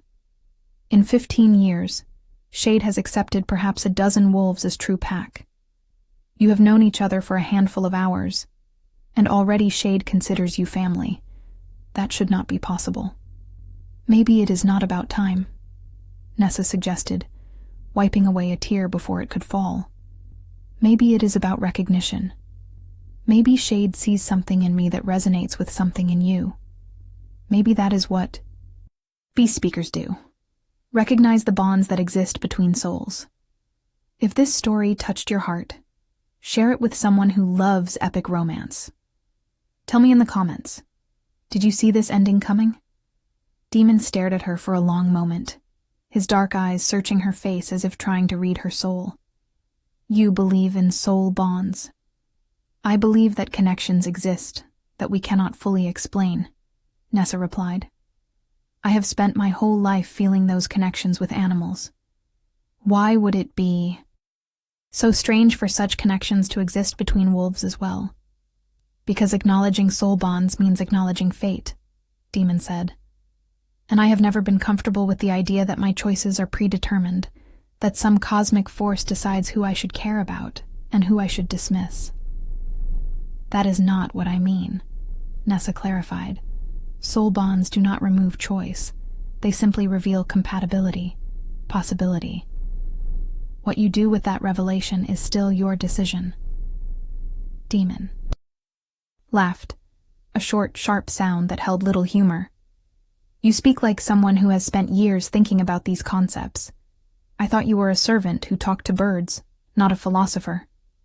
When you are alone as much as I have been, you have a lot of time to think, Nessa said. About existence, about purpose, about why some wolves seem to have everything while others have nothing. I may not have formal education, but I have educated myself through observation and reflection. Dangerous, Demon repeated, but this time there was definite approval in his tone. You are far more dangerous than anyone realizes. They walked in silence for a while longer, Shade moving between them like a living bridge. The gardens gave way to wilder grounds, trees and underbrush that reminded Nessa of the forests where she had spent so much of her time. A fox appeared on the path ahead, its eyes reflecting the moonlight. Young Speaker, it greeted her. The forest creatures have been discussing you. They say you have found Pack with the great wolves. Is this true? Perhaps, Nessa replied aloud, forgetting for a moment that Demon was listening. It is too early to know for certain. The fox looked at Demon with what could only be described as suspicion. This one smells of power and blood. Be careful, young Speaker. Powerful wolves are dangerous even to those they claim to protect. I will be careful, Nessa assured the fox. Thank you for your concern. The fox nodded and disappeared into the underbrush. Demon watched the entire exchange with fascination. You truly do speak with them. It is not metaphorical or symbolic. You have actual conversations with animals. Yes, Nessa confirmed. Though the level of complexity varies. Foxes and corvids are remarkably intelligent. They can communicate abstract concepts, warnings, even gossip. Insects are more basic, mostly feelings and simple information. But all of them can communicate if you know how to listen. Show me, Demon commanded. Prove that you can do more than simply talk to creatures. Prove that you can call them, that they will respond to you. It was another test. Nessa understood that. He needed to know the extent of her abilities. needed to determine if she was truly as unique as she claimed, or if this was somehow an elaborate deception. She closed her eyes and reached out with that part of her that had always existed, but that she was only now beginning to understand. She did not use words, did not make sounds. She simply projected feelings, thoughts, a sense of invitation and welcome that rippled outward like waves on a pond. The response was immediate. Birds began landing in the trees around them, dozens of them, different species that would normally never gather together. Rabbits emerged from burrows, their noses twitching. A deer stepped carefully through the underbrush, its large eyes wary but curious. Even insects began to gather, fireflies and moths creating patterns of light in the darkness. Within minutes, they were surrounded by creatures, all of them focused on Nessa, all of them responding to her call. Remarkable, Demon breathed. I have seen alphas command packs of hundreds. I have seen warriors inspire loyalty through strength and dominance. But I have never seen anything like this. They come because they choose to, Nessa explained. Not because I force them. I simply showed them that I am safe, that I understand them, that I mean no harm. They respond to that invitation because so few beings ever extend it to them. She released the call, sending feelings of gratitude and dismissal, and slowly the creatures dispersed, returning to their normal activities. But she noticed that several birds remained, perched in trees nearby, as if standing guard. How do you do it? Demon asked. What is the mechanism? Is it chemical, like scent? Is it magical? Is it something in your bloodline that allows you to access a frequency others cannot? Perceive? I do not know, Nessa admitted. I have never had anyone to teach me. I have never met another beast speaker. All I know is that when I focus on a creature, I can sense its mind, its emotions, its needs. And when I project back, they understand me. It is as natural as breathing. Demon was silent for a long moment, processing what he had witnessed. Finally, he spoke, his voice thoughtful. You said earlier that you would use your gift to help wolves and other creatures coexist more peacefully. That is an admirable goal. But have you considered that your gift could be used for much more than that? You could be an intelligence gatherer beyond compare. Birds could tell you what enemies are planning. Forest creatures could warn of approaching dangers. You could know everything that happens in a territory simply by asking the animals who live there. I could, Nessa agreed. But should I? Just because I can do something does not mean I should. Using animals as spies feels wrong, like a violation of the trust they place in me when they share their thoughts. Even if that information could save lives, even if knowing what an enemy plans could prevent war, there are always justifications for using power, Nessa replied. Always reasons why this time it is necessary, why the ends justify the means. But I have seen what happens when wolves believe they are entitled to use those weaker than themselves. I refuse to become that kind of person, even with good intentions. Demon studied her with an intensity that made her want to look away, but she held his gaze. You are either incredibly principled or incredibly naive, he said finally. I have not decided which. Perhaps both, Nessa suggested. Perhaps that is the blessing and curse of being a beast speaker. We see the connections between all living things, and that makes it harder to justify causing harm even for strategic gain. They turned back toward the pack house, the moon illuminating their path.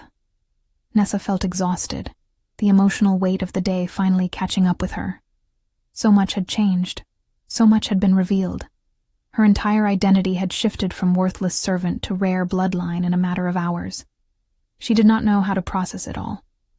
As they approached the entrance where Lady Helena waited to escort Nessa to her quarters, Demon stopped her with a hand on her arm. Tomorrow, the real gathering begins. Treaties will be discussed. Territories will be negotiated. Wolves will position themselves for advantage. It will be brutal and exhausting, even for those experienced in pack politics.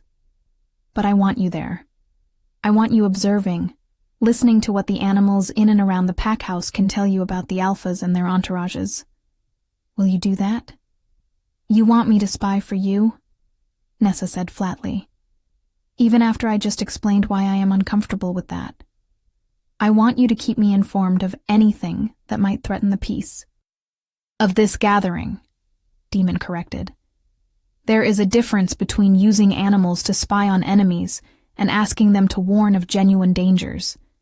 If an alpha is planning betrayal, if someone intends violence, would you not want to know? Would you not want to prevent bloodshed if you could? Put that way, Nessa could not argue. I will listen, she agreed. And if I learn of genuine threats to peace or safety, I will tell you. But I will not report casual gossip or private conversations that pose no danger. Fair enough, Demon said. Get some rest. Tomorrow will be challenging for both of us. Lady Helena led Nessa back to her quarters, chattering about the success of the feast and how well Nessa had comported herself. But Nessa barely heard the words. Her mind was spinning with everything that had happened, everything she had learned. She was a beast speaker. She had value. She had abilities that made her unique in the entire werewolf world. And the Alpha King himself had taken an interest in her, though she still could not determine if that interest was protective or predatory. As she lay in the unfamiliar luxury of a real bed, staring at the ceiling, she felt that connection to Shade pulse in her chest like a second heartbeat. The wolf was sleeping. She could sense that. But even in sleep, Shade remained aware of her, connected to her in ways she did not fully understand. She thought about what the fox had said. Powerful wolves are dangerous even to those they claim to protect. It was true. Demon was dangerous. He was powerful and strategic, and accustomed to using every resource at his disposal to maintain his position. She would be a fool to trust him completely, to assume that his protection came without strings attached. But she would also be a fool to reject the opportunity he represented. For the first time in her life, someone saw value in her. Someone was willing to protect her, to give her resources and respect. Even if his motivations were partly selfish, partly strategic, that was still more than she had ever received before. The question was whether she could navigate this new world without losing herself in the process. Whether she could maintain her principles while also accepting the advantages that came with Demon's protection. Whether she could be valuable without becoming a tool. Sleep came slowly, and when it did, her dreams were filled with amber eyes and black fur, with the sensation of running through forests she had never seen, with voices that spoke without words and connections that transcended the boundaries between species. Somewhere in those dreams, she heard Shade's voice again, clear and certain. Not alone. Not anymore. Found pack. Found purpose. Found home. And in the morning, when she woke to sunlight streaming through windows and the sound of birds singing outside, Nessa allowed herself to hope that perhaps, finally, those words might be true. The first full day of the gathering dawned clear and bright, though Nessa could sense tension in the air that had nothing to do with the weather. Lady Helena arrived early with breakfast and another elaborate gown, this one deep emerald green that brought out the unusual color of Nessa's eyes. Today will be intense, Helena warned as she helped Nessa dress. The Alphas will present their territorial concerns and petitions. There will be arguments, possibly threats. Your job is to observe and remain calm no matter what happens. Can you do that? I have sat through years of abuse without reacting, Nessa replied. I think I can handle political arguments. Helena smiled approvingly. Good. But remember, you are not a servant anymore. You represent the Alpha King's interests now. How you conduct yourself reflects on him. No looking at the floor. No hunching your shoulders. You are Beast Speaker Nessa Thornwood, descended from a legendary bloodline. Act like it. It was easier said than done, but Nessa tried to internalize the advice as Helena led her to the council chamber where the day's negotiations would take place. The room was circular, with tiered seating arranged so that all alphas could see each other. Demon's chair sat at the highest point, emphasizing his position as Alpha King. Nessa was directed to a smaller chair just behind and to the left of his position, a clear indication that she was part of his inner circle. The other alphas filed in with their advisors, each one taking their assigned position. Nessa watched them carefully, noting the dynamics between various groups. Some alphas sat in clusters, clearly allied. Others sat alone, isolated by choice or circumstance. And throughout the room, she could feel the wolves beneath the human skins, dominant and aggressive, all of them barely restrained by civilization and protocol. Demon entered last, as was his right as king. He wore simple but elegant clothing, black as always, with only a silver chain of office to denote his rank. Shade walked at his side and Nessa felt the now familiar pull of connection as the wolf's eyes found hers immediately. Honored alphas, Demon began, his voice carrying easily through the chamber. We begin today the work of the gathering. Over the next several days, we will address territorial disputes, discuss resource allocation, and make decisions that will guide our packs for the next century. I expect all disagreements to be handled with respect and dignity. I expect all alphas to remember that we are stronger together than we are divided, and I expect everyone present to honor the ancient laws that govern this sacred gathering. He paused, letting his words sink in. Now, who wishes to present first? Alpha Reed stood immediately, his expression carefully neutral. Your Majesty, if I may, I would like to address a concern that affects multiple territories. The human expansion into the northern forests has disrupted migration patterns for prey animals. This has created tension between packs as we compete for diminishing resources.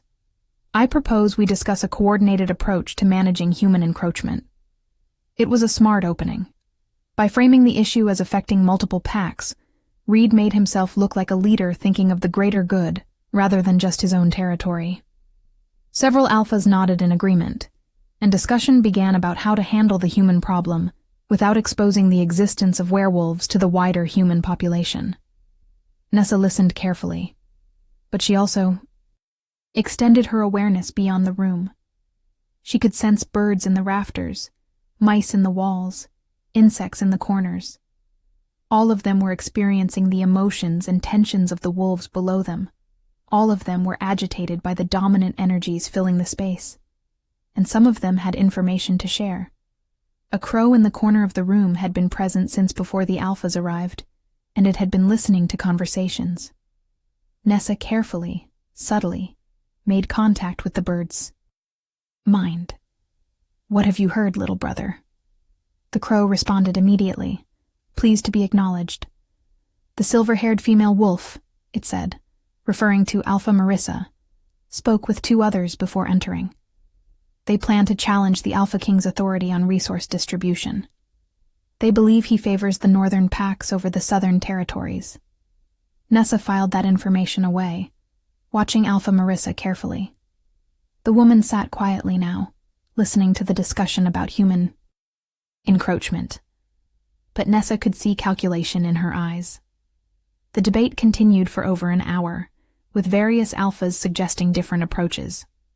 Some wanted to use their influence in human government to protect forest lands. Others suggested simply eliminating humans who ventured too far into pack territories. Demon moderated carefully, steering the discussion toward practical solutions, while shutting down suggestions that would expose their kind to human attention.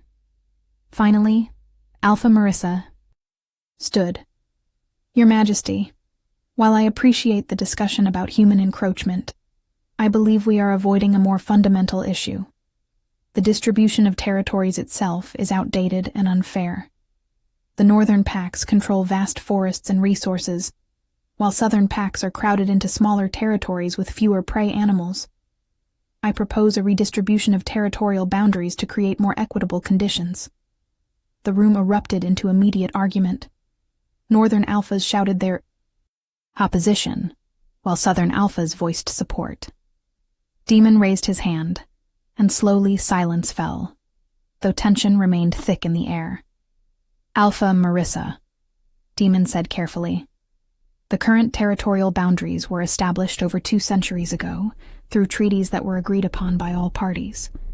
Are you suggesting we discard centuries of precedent?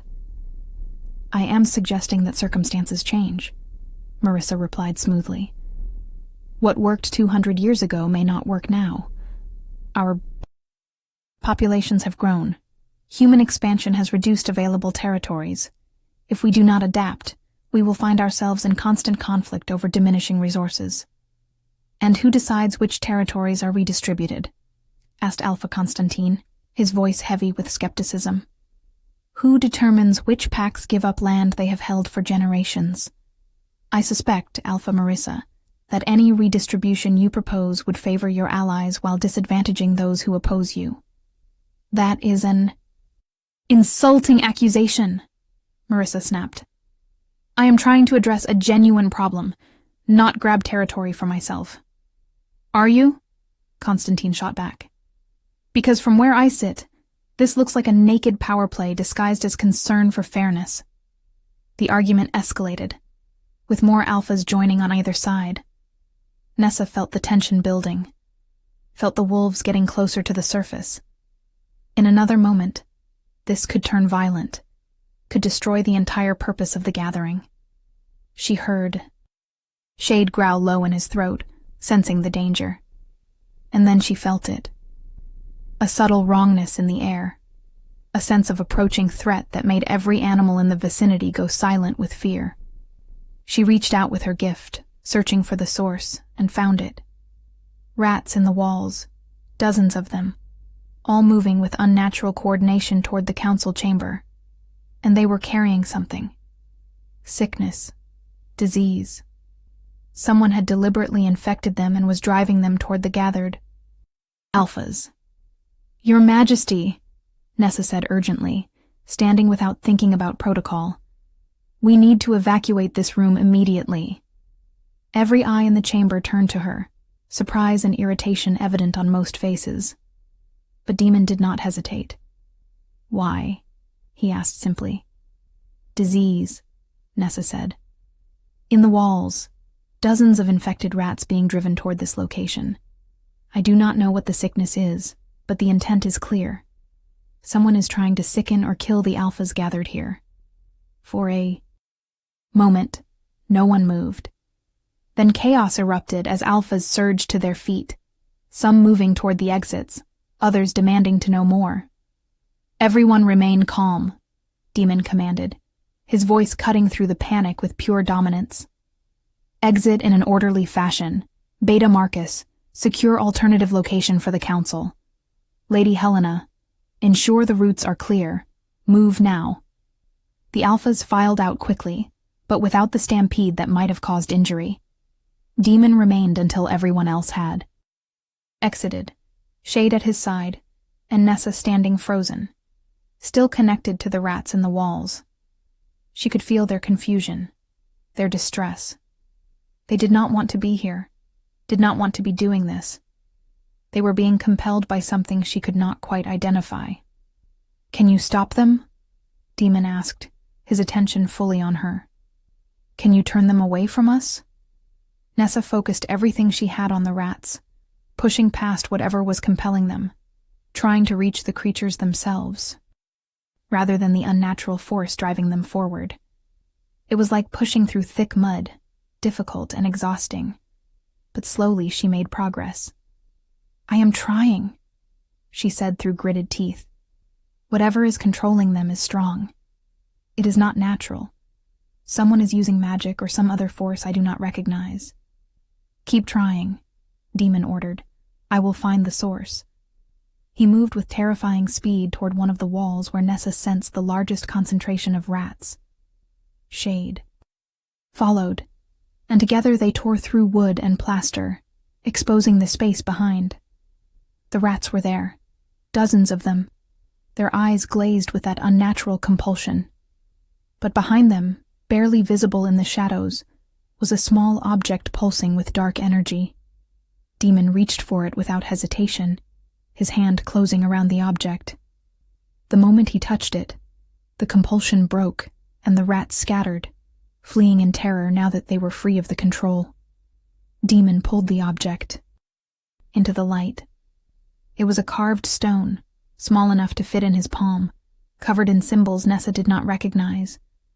But she could feel the wrongness radiating from it, could sense the dark intent that had been woven into its creation. Blood magic, Demon said quietly, his voice deadly. Someone used blood magic to create a compulsion powerful enough to override the natural instincts of dozens of creatures. Someone brought this into my gathering with the intent to harm or kill. He turned to face the assembled alphas who had gathered in the hallway, watching the scene with a mixture of fear and anger. "Who brought this into my territory?" he demanded. "Who dares use forbidden magic in a sacred gathering?" Silence answered him. Every alpha looked either shocked or confused. If any of them knew about the stone, they were hiding it well. Beta Marcus appeared, his expression grim. "Your Majesty, we found 2 more of these stones in other parts of the building. Someone planted them throughout the pack house. If Miss Thornwood had not detected the threat, we would all have been exposed to whatever disease those creatures were carrying." Demon's eyes blazed with gold, his wolf rising to the surface with barely controlled fury. "This is an act of war, an attack on the gathering itself. I want every square inch of this territory searched. I want every wolf present accounted for and questioned. And I want whoever did this found and brought before me. Now." Alphas scattered to organize search parties and check their own people. Nessa stood in the hallway, suddenly feeling very small and very exposed. She had just prevented a major attack on the gathered alphas, had used her gift to save potentially hundreds of lives. But she had also painted a target on her back. Whoever had planted those stones now knew that she could detect and interfere with their plans. "You saved us," Demon said quietly, turning his attention back to her. "How did you know?" "The animals," Nessa explained. "They went silent all at once, that specific kind of silence that comes before a predator attacks. And then I sensed the rats, felt the wrongness in them. I have never felt anything like that compulsion before. It was like someone had reached into their minds and simply took control, overriding everything that makes them who they are." "Could you do that?" Demon asked. "Could you take control of creatures the way whoever created those stones did?" "No," Nessa said firmly. "And I would not even if I could. That is not communication. That is slavery. That is forcing your will onto another being without their consent. It is exactly the kind of power I never want to possess." Demon studied her for a long moment. "Good. Because if you had said yes, if you had shown any interest in that kind of control, I would have had to reconsider our arrangement. The ability to communicate with creatures is valuable. The ability to enslave them is dangerous." He gestured toward the destroyed wall and the scattered stone fragments. This attack was sophisticated and well planned. Someone knew exactly what they were doing. They knew the layout of the pack house. They knew where to place the stones for maximum effect. And they knew that normal wolves would not detect the threat until it was too late. The question is why? To disrupt the gathering, Beta Marcus suggested. To throw everything into chaos and prevent the alphas from reaching agreements. Or to eliminate specific targets, Demon countered. If we had been infected with whatever disease those rats carried, some of us might have died. Others would have been weakened. Territory disputes could have been settled through illness rather than negotiation. It is efficient, in a horrifying way. A mouse emerged from a crack in the baseboard, its tiny nose twitching nervously. Nessa made contact with its mind, feeling its fear and confusion. "Little sister," she said aloud, kneeling down to the mouses. "Level. You live in these walls. Have you seen who placed the dark stones? The mouse chittered, its thoughts coming through in flashes of image and sensation. Bad wolf, smell of rot and anger, place stones in dark times when others sleep. Many stones, hidden everywhere. Can you show me where the other stones are? Nessa asked gently. Can you lead us to them? The mouse hesitated, fear warring with the desire to help. Nessa projected feelings of safety and gratitude, promised that no harm would come to it. Finally, the mouse agreed. Your Majesty, Nessa said, standing. This mouse knows where more stones are hidden. It can lead us to them if we move quickly and quietly. Can it identify who placed them? Demon asked. It says a wolf, but the description is vague. Bad smell, anger, darkness. That could be anyone, especially if they used magic to disguise themselves or cloud the memories of witnesses. Then we find the stones first, Demon decided. Eliminate the immediate threat. Then we identify the traitor. They moved through the pack house like ghosts, following the mouse as it led them to hidden stones. They found them in ventilation shafts, behind loose stones and walls, tucked into the corners of supply closets. Each one pulsed with that same dark energy, each one designed to compel nearby creatures toward the gathered alphas. By the time they finished, they had collected 13 stones in total. 13 points of attack, any one of which could have succeeded if Nessa had not detected the threat.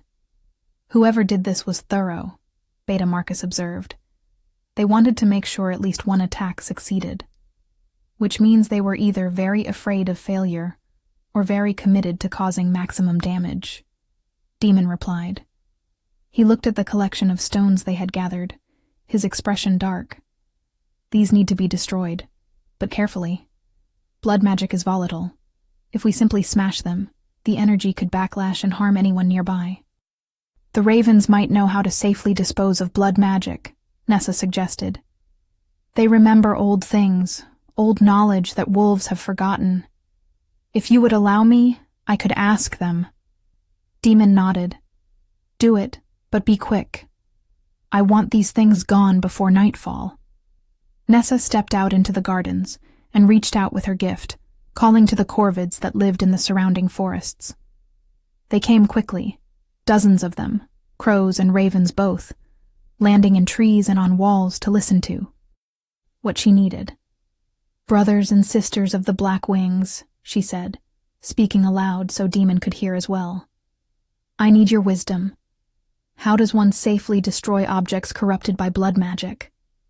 The ravens conferred among themselves, their harsh calls creating a strange symphony. Finally, the eldest among them, a massive raven with silver streaking through its black feathers, spoke directly to Nessa's mind. Fire and salt and running water, it said. Burn them with white ash wood, surround the fire with a circle of pure salt, and let the ashes wash away in a natural stream. The earth will cleanse the corruption. But be warned, young speaker. Whoever created these objects has power and knowledge that should not exist.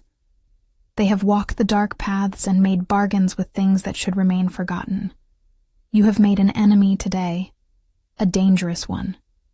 I understand, Nessa replied. Thank you for your wisdom. She relayed the instructions to Demon, who immediately set about gathering the necessary materials. Within an hour, they had created a ceremonial fire in a clearing by the stream that ran through Packlands. The 13 stones were placed in the flames surrounded by a perfect circle of salt, and they watched as the dark energy burned away, the stones cracking and crumbling to ash. As the ashes washed away downstream, Nessa felt a sense of relief.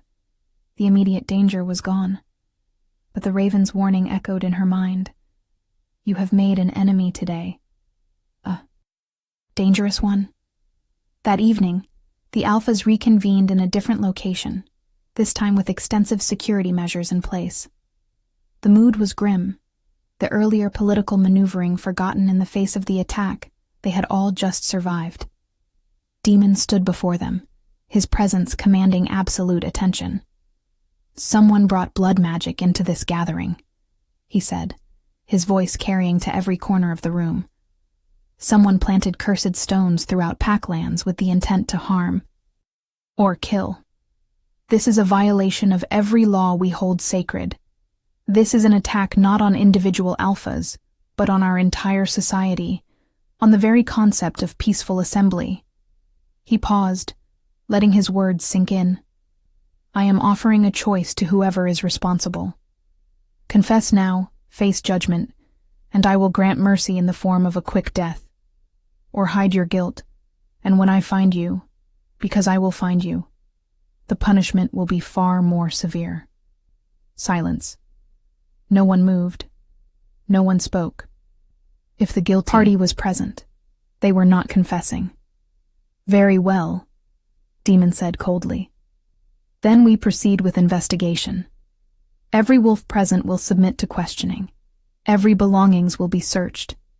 Every connection to blood magic practitioners will be examined.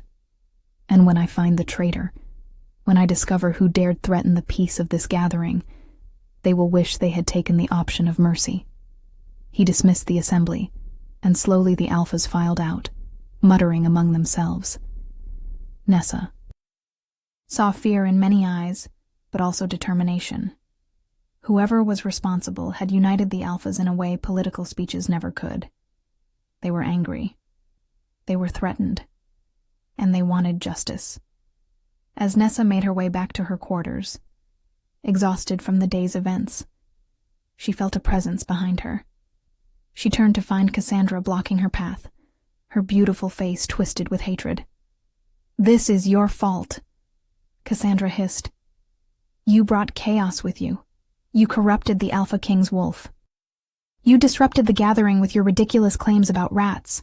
Everything was fine before you appeared. Everything was not fine, Nessa replied, too tired to be diplomatic. Someone planted those stones before I ever sat at the high table. Someone planned this attack before anyone knew I existed. I just happened to be able to detect it. Convenient, Cassandra sneered. You suddenly have this miraculous gift that makes you valuable to the Alpha King. You detect a threat that no one else saw. You become the hero. Tell me, how much did you pay the blood magic practitioner to plant those stones so you could look good finding them? The accusation was so absurd that for a moment, Nessa could only stare. Then anger, hot and fierce, surged through her. I risked my life today detecting those stones. If I had been wrong, if they had been harmless, I would have looked like a fool in front of every alpha present. If I had been too slow, everyone in that chamber could have been infected with disease. Do not stand there and accuse me of engineering something that could have killed us all. You are a liar and a manipulator, Cassandra spat. And when the Alpha King finally sees through your deceptions, when he realizes you are playing him, I will be there to watch your downfall, and I will enjoy every moment of it. Before Nessa could respond, Shade appeared seemingly from nowhere, the massive wolf positioning itself between Nessa and Cassandra. The growl that rumbled from Shade's chest was unlike anything Nessa had heard before, a sound of pure threat and promised violence. Cassandra went pale, stumbling backward. Control your beast, she demanded, but her voice shook. Shade does not belong to me, Nessa said quietly. Shade belongs to the Alpha King, and if the wolf chooses to protect me, that is between you and his majesty. Cassandra fled, and Nessa felt herself shaking with delayed reaction.